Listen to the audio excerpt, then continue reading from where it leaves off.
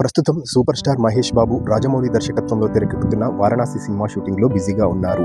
షూటింగ్కు చిన్న విరామం దొరికినప్పుడల్లా కుటుంబంతో కలిసి వెకేషన్కు వెళ్లి సమయాన్ని ఆస్వాదిస్తున్నారు. మహేష్ బాబుకు 2 పిల్లలు ఉన్న సంగతి తెలిసిందే.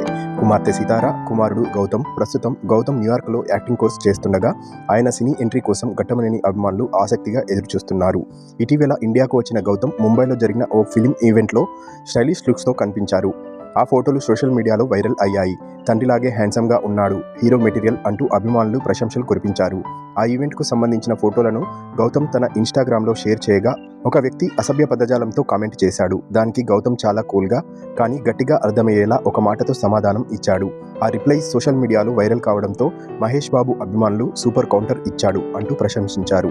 అనంతరం ఆ నెటిజన్ తన కామెంట్ని డిలీట్ చేసినట్లు తెలుస్తోంది. అయితే సోషల్ మీడియాలో కొందరు అభిమానులు గౌతమ్, అకిరానందన్ల మధ్య అనవసరమైన పోలికలు తీసుకొస్తూ పోటీ వాతావరణం సృష్టించే ప్రయత్నం చేస్తున్నారు.